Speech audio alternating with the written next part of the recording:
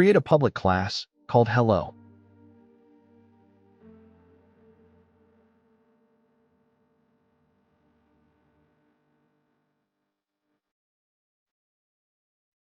Give it a main method that will help you run the program, public static void main.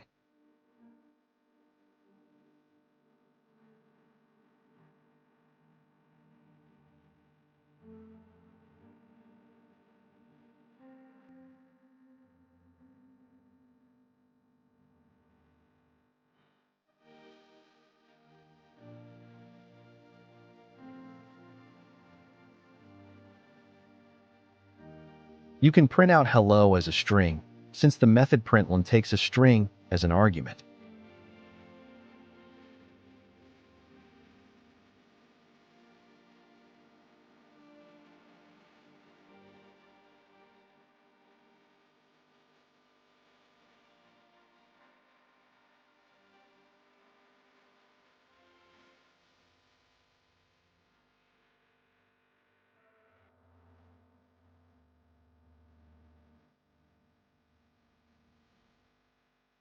You can print out the sum of integers as well.